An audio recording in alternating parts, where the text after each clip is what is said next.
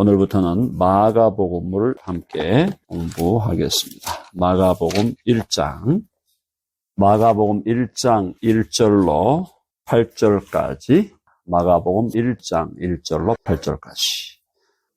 사복음서 중에서 마가복음이 가장 요약된 복음이에요. 요약되었다는 건 뭐냐면은 길이가 마태복음과 누가복음에 비해서 한 반 정도 길이밖에 안 됩니다. 짧죠. 짧다는 것이 일단 부담이 없고요. 처음 접할 때. 그 다음에 이제 일반적으로 신약을 연구하는 학자들이 마가복음이 가장 처음에 쓰여졌다라고 봅니다. 마가복음이 가장 처음에 쓰여졌고 그 마가복음을 기초로 해서 마태와 누가, 심지어 요한까지도 마가복음을 기초 자료로 했다라고 보는 견해가 지배적입니다. 물론 반론도 있지만은 뭐 그렇게 봐도 큰 문제는 없다고 보여져요. 근데 마가는 누구냐? 우리가 보통 마가의 다락방 할 때 그 마가입니다. 그 마가고, 그러니까 부유한 사람이었어요. 부유한 집안의 아들이었고요. 이 마가가 가장 중요한 것은 마가는 사도가 아니었는데, 12사도가 아니었어요. 사도가 아니었는데 마가가 왜 중요하냐면은 베드로의 통역관이었습니다.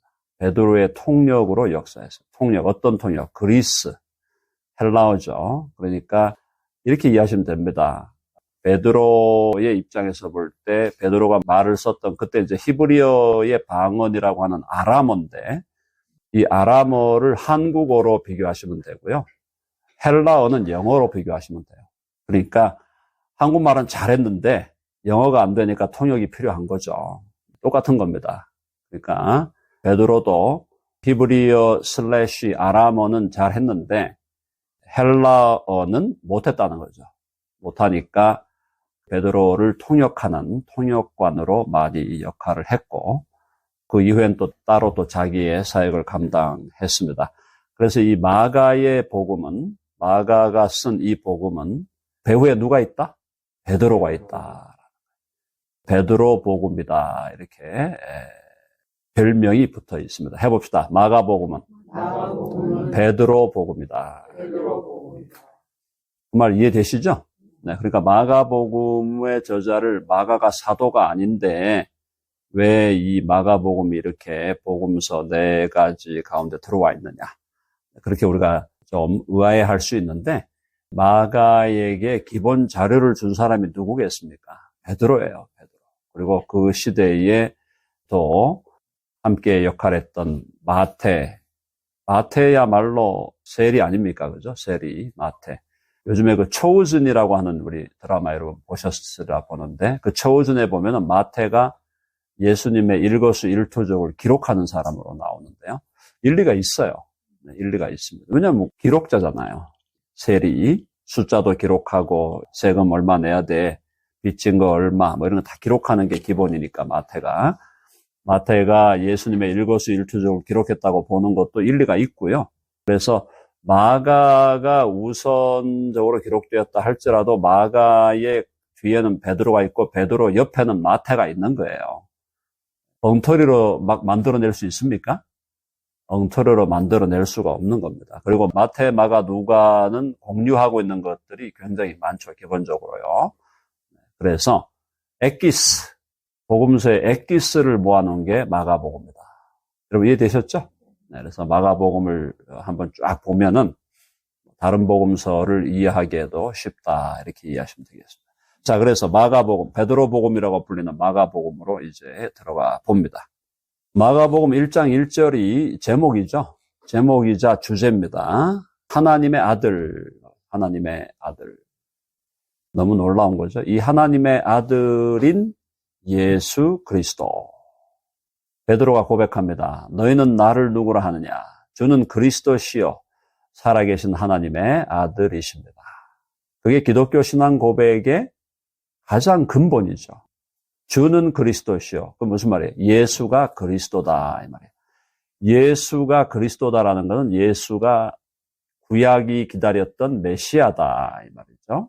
메시아다. 그리고 그 메시아가 누가 오셨냐? 사람의 모습으로 오셨는데 알고 보니까 그분이 하나님의 아들이었다. 영원한 하나님의 아들. 왜 하나님의 아들이신가? 자, 조금 야한 얘기지만은 고양이가 아들을 낳으면 고양이가 나옵니까? 개가 나옵니까? 고양이가 나오죠. 개가 아들을 낳으면 개가 나옵니까? 고양이가 나옵니까? 하나님이 아들을 낳으면 그럼 누가 나오는 거예요? 하나님이 나오는 겁니다. 그러니까 하나님이 영원 안에서 낳으신 아들이 예수 그리스도. 그러니까 시간적인 어떤 시간적 선후 관계가 아버지가 먼저 있었고 아들이 있었다 이게 아니고요. 영원한 낳으심이에요. 한번 해봅시다. 영원한 낳으심.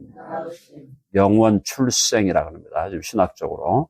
덴버 드림교회는 신학적 훈련을 여러분들이 잘 받고 있기 때문에 제가 조금 어려운 얘기를 드려도 이해하시리라고 제가 믿고 있고요. 그러니까 영원 출생이기 때문에 아버지가 영원히 계신 것처럼 아들도 영원히 계시는 거예요. 관계가 출생하는 관계다. 아버지는 낳으시고 아들은 낳으심을 받는 관계 속에 있는 겁니다. 신비한 얘기죠. 하나님의 아들 예수 그리스도의 복음이라 그랬어요. 너무너무 신나는 얘기 아닙니까? 하나님의 아들이라는 말씀도 신나고 예수 그리스도라는 말씀도 신나고 그분의 복음이라는 게 복음이라는 말도 너무너무 신나는 말이죠. 복음이 뭡니까? 기쁜 소식이에요. 복된 소식, 좋은 소식. 야, 정말 이 세상 살면서 80, 90, 100세 인생을 사는데 그 인생 동안 정말 우리 마음을 시원케 하는 좋은 소식, 기쁜 소식, 행복한 소식이 얼마나 될까요? 염려가 되고 걱정이 되고 하는 소식이 더 많죠, 현실적으로는. 근데 이 복음은 바로 큰 기쁨의 좋은 소식이다. 해봅시다. 큰 기쁨의 좋은 소식. 그야말로 우리를 신바람 나게 하는 소식이에요. 신나게 하는 소식. 와, 탄성을 부르게 하는 소식. 월드컵에서 4강 올라가니까 전국이 난리가 났죠. 그것보다 더 좋은 소식. 대한민국이 월드컵에서 우승했다는 것보다 더 기가 막히는 소식. 기쁜 소식. 깡충깡충 뛰어야 되는 소식이죠. 정말 놀라운 소식입니다. 그 놀라운 소식이 바로 복음이다. 근데 복음의 시작이에요. 시작. 이 시작은 무슨 말인가?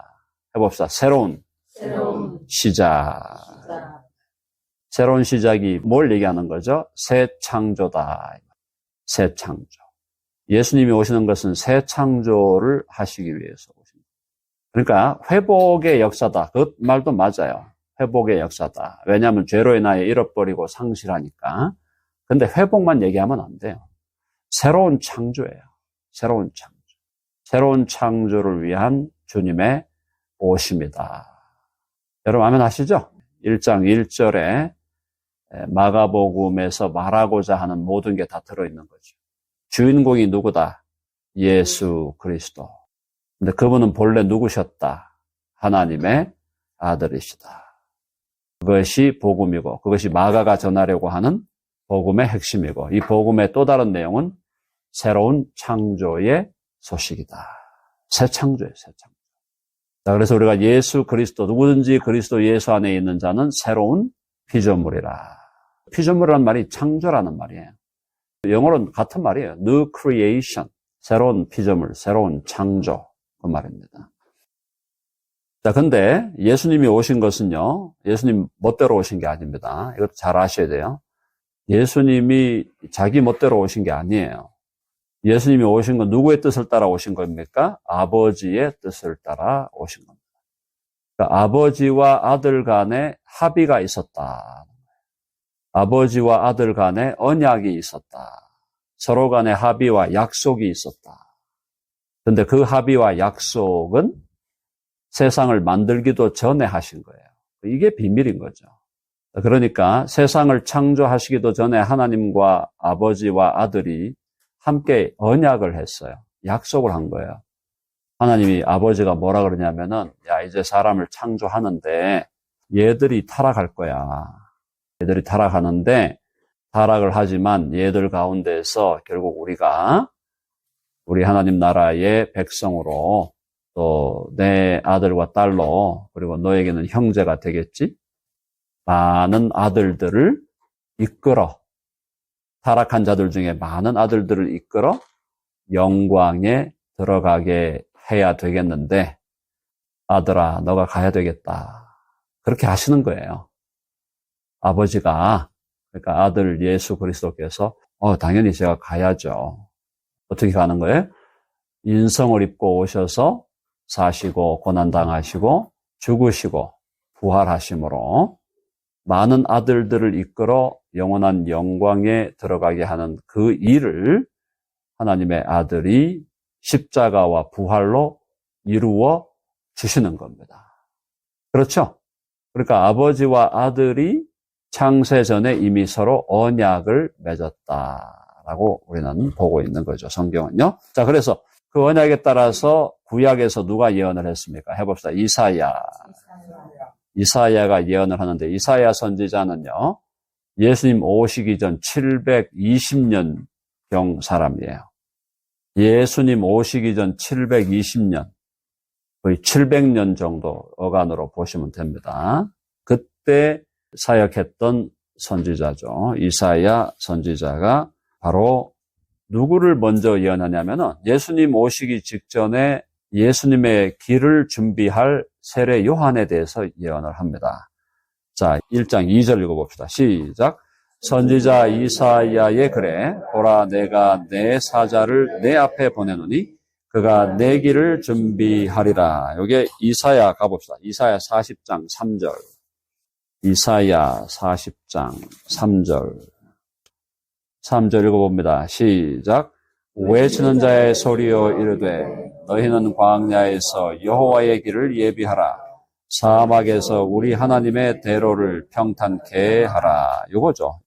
요게 이제 요 예언인데, 광야에서 여호와의 길을 예비하라. 여호와의 길을 예비하라 하는 이 예언이 누구에게서 이루어지는 겁니까? 3절까지가 되겠네요. 마가복음 3절, 1장 3절이요. 다 같이 시작. 광야에 외치는 자의 소리가 있어 이르되 너희는 주의 길을 준비하라. 그의 오실 길을 곧게 하라. 기록된 것과 같이. 그러니까 이 3절이 이사야서 40장 3절이고 2절은 말라기 3장 1절이에요. 자, 말라기 가봅시다. 구약의 마지막. 말라기 3장 1절. 3장 1절 다 같이 읽어봅니다. 시작. 만군의 여호와가 이르노라. 보라, 내가 내 사자를 보내리니 그가 내 앞에서 길을 준비할 것이요. 또 너희가 구하는 바 주가 갑자기 그의 성전에 임하시리니 곧 너희가 사모하는 바 언약의 사자가 임하실 것이라. 자, 내가가 여호와잖아요. 여호와가 내 사자, 여호와의 사자를 보내는데 그가 내 여호와 앞에서 길을 준비할 것이다. 무슨 말이에요? 예수 그리스도가 오시는 것은 누가 오는 것과 같다? 여호와가 오는 것과 같다. 놀라운 얘기죠. 예수 그리스도가 오시는 것은 여호와가 오는 것과 같다. 그 말은 뭐냐? 아들의 오심은 아버지의 오심과 같다 이 말이에요.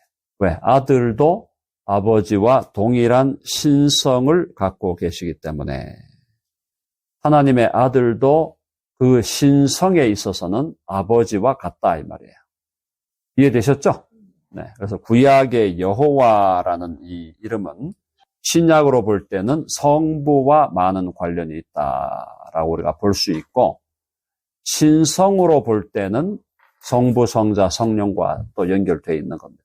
그러니까 여호와라는 이 구약에 나오는 여호와 하나님은 삼위일체의 구별 속에서는 성부와 관련이 있고, 삼위일체의 신성의 측면에서는 아버지와 아들과 성령 모두와 연결되어 있다. 이렇게 보시면 되는 거예요. 그러니까 여호와가 오시는 거나 신약에서 하나님 아버지가 오시는 거나 하나님 아들이 오는 거나 성령이 오는 거나 다 동일하다. 근데 분명히 구별은 있습니다. 아버지는 아들이 아닙니다. 아버지는 성령이 아니에요. 그죠? 구별이 있는데 어쨌든 그 위격적 사역이 있다라고 보시면 되겠습니다. 마가복음 1장 돌아왔어요. 자, 내가 내 사자를 내 앞에 보낸다.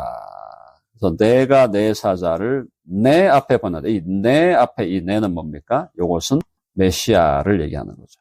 그래서 그가 메시아의 길을 준비하리라. 그 다음에 광야에 외치는 자의 소리가 있어 이르되 너희는 주의 길을 준비하라. 그의 오실 길을 곧게 하라. 주의 길을 준비하고 그의 오실 길을 곧게 하는 게 뭐냐? 회개하게 하는 거예요. 마음을 준비한다 이 말입니다. 뭐 길을 갖다가 아스팔트로 닦고 이게 아니고, 길 닦는 게 아니고, 여기서 길을 예비하라, 길을 준비하라, 이거는 회개하라 이 말이에요. 마음을, 심령을 회개의 심령으로 준비시킨다 이 말입니다. 왜? 메시아가 왜 오니까요? 메시아가 왜 오십니까? 자, 해봅시다. 죄의 문제를 해결하기 위하여. 그렇죠. 죄의 문제를 해결하기 위하여 오시는 게 메시아예요. 그러니까 메시아의 오실 길을 준비한다는 것은 회개의 심령을 준비하는 것이다. 여러분 이해되셨죠? 자, 4절 읽어봅시다. 4절 시작.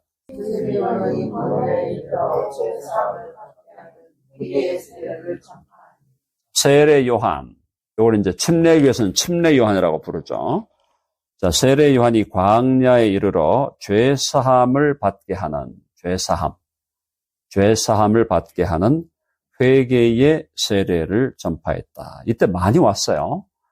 이때 많은 사람들이 요한에게 와서 세례를 받는데 이때 이 사람들의 기대가 있는 거예요. 아, 광야에 지금 얼마 동안 선지자가 없었습니까? 400년 동안. 400년 동안 선지자가 말라기 선지자로 끝났단 말이에요. 말라기 선지자 역할이 끝난 다음에 400년간 유대 땅에 선지자가 없었어요. 그런데 세례 요한이 등장한 거예요. 세례 요한이 등장하니까 세례 요한을 통해서 뭔가 일어나겠구나. 이런 기대감이 있는 거예요. 근데 세례 요한이 와가지고 보니까 세례 요한이 누가 온다? 메시아가 온다는 걸 세례 요한이 얘기를 하는 겁니다. 그러니까 사람들이 우리가 메시아를 맞이하기 위하여 준비해야 되겠다. 내 마음에 준비를 해야 되겠다. 그래서 회개의 세례를 받는 것입니다. 그렇죠? 네, 그래서 5절요. 다 같이 시작. 온 유대 지방과 예루살렘 사람이 다 나아가 자기 죄를 자복하고 요단강에서 그에게 세례를 받더라. 유대 지방. 유대라는 거는요, 이스라엘의 지리에서 유대는 남한이에요, 남한. 유대는 남한으로 보시면 되고, 예루살렘은 위치가 거의 서울의 위치와 비슷합니다. 그리고 북한 땅이 어디예요? 사마리아. 북한 땅이 사마리아 땅이고, 북한 땅 중에도 저쪽 북쪽, 함경북도, 제일 북쪽이죠? 거기를 갈릴리로 보시면 돼요, 갈릴리. 그러니까 갈릴리라는 것은 사마리아 땅보다도 북쪽에 있는 땅이에요. 그러니까 그야말로 시골이죠, 시골. 그러니까 예수님은 시골 출신. 예수님이 서울 출신 아닙니다. 제가 웃자고 하는 얘기예요. 네. 자, 그래서 온 유대 지방과 예루살렘 사람, 그러니까 이걸 우리나라 말로 하면 온 남한 땅과 서울 사람들이 다 나아가 자기 죄를 자복하고 요단강은 한강으로 보시면 됩니다. 네, 방향은 좀 다르지만은 요단강에서 그에게 세례를 받더라. 그렇죠? 그렇게 연상을 하면은 이스라엘 지리가 들어오는데 이스라엘 지리를 그냥 그대로 맨 땅으로 하려면은 잘 안 들어와요. 이해되셨죠? 유대는 남한, 북한은 사마리아, 북한의 맨 북쪽이 갈릴리 이렇게 보시면 돼요. 정확하게 보는 겁니다. 자, 요한이 어떤 스타일로 왔나? 완전 산골 스타일입니다. 6절 다 같이 시작. 요한은 낙타털 옷을 입고 허리에 가죽띠를 띠고 메뚜기와 석청을 먹더라. 낙타털로 옷을 짜서 입었어요. 허리에 가죽띠를 띠었습니다. 메뚜기와 석청, 그야말로 광야의 선지자죠. 광야의 선지자로 요한이 왔는데 요한이 알고 보니까 예수님의 사촌 형이었다라는 거예요. 재밌죠? 6개월 형이었습니다. 자, 7절 시작. 그가 전파하여 이르되 나보다 능력 많으신 이가 내 뒤에 오시나니 나는 굽혀 그의 신발끈을 풀기도 감당하지 못하겠노라. 나보다 능력 많으신 이가 오는데 굽혀 그의 신발끈을 풀기도 감당치 못한다. 그러니까 이분이 누구다? 하나님의 아들이다. 이 말이에요. 하나님의 아들 예수 앞에서 그분의 신발끈, 그 샌달의 끈도 하나 제대로 내가 못 푸는, 그야말로 하나님 앞에서 서면 아무것도 아니죠. 우리 먼지와 같은 존재니까. 예수가 누구다 이 말이야. 예수의 본성은 하나님이시고 그분은 하나님의 아들이다라는 걸 얘기하는 거예요. 요한이 8절까지 하겠습니다. 시작. 나는 너희에게 물로 세례를 베풀었거니와 그는 너희에게 성령으로 세례를 베푸시리라. 예수님은 어떤 분이에요? 예수님은 성령으로 세례를 베푸시는 분이에요. 세례를 베푸시는. 그래서 예수님이 물로 세례를 주는 것은 직접 세례를 안 주셨다. 물로 세례 주는 것은 사도들이 줬어요. 그건 왜냐하면 예수님은 물 세례를 주러 오신 분이 아니에요. 성령으로 세례를 주러 온다. 성령으로 세례를 준다는 무슨 말이야? 우리에게 성령의 기름을 부어 성령을 우리 안에 내주게 하시는 분이시다. 아멘 하시죠? 성령의 기름을 부어서 기름이 절로 땅으로 내려가게 하는 게 아니라 성령의 기름을 우리에게 부어 그 성령이 우리 안에 내주하시게 하는 그분이 예수 그리스도. 그래서 사실은 예수 그리스도께서 주시는 최고의 선물이 구원이지만 구원을 받는다는 것은 성령으로 세례를 받는 거예요. 성령이 우리 안에 들어오셔서 우리 안에 좌정하시는 거예요. 아멘 하시죠? 성령으로 세례를 주시는 분이 우리 주 예수 그리스도다. 그래서 예수 믿는 자는 성령을 모신 자예요. 성령이 내주하시는 자예요. 이해가 조금 거시기 하지만은 무당도 신을 모시잖아요. 무당들 신 모신다 그러잖아요. 뭐 동자신, 무슨 산신. 우리 예수님을 믿는 사람은 성령, 하나님을 우리 마음에 모시고 살아가는 사람들이에요. 무당들이 우리를 보면 알아보는 거예요. 아, 저기 성령이 계시는구나. 그래서 겁이 나가지고 도망치죠. 자, 그래서 성령으로 세례를 베풀러 오신 예수 그리스도. 우리는 그분을 믿음으로 구원을 받고 영원한 생명을 얻고 우리도 누가 되는 거예요? 우리도 하나님의 아들들이 되는 거예요. 예수님은 하나님의 제일 큰 아들, 우리는 그분의 동생들이 되는 거예요. 동생들. 그래서 우리가 예수님 보고도 나중에 예수 형님, 그죠? 예수 형님, 나사렛 형님. 기가 막힌 얘기입니다. 지금 이게. 예수님이 오셔서 우리를 하나님의 아들과 딸로 만드신다는 건 이거 보통 일이 아니에요. 천지가 개벽하는 일인데 그것을 우리가 기쁨을 삼고 오늘 하루도 믿음으로 승리하기를 바랍니다. 네.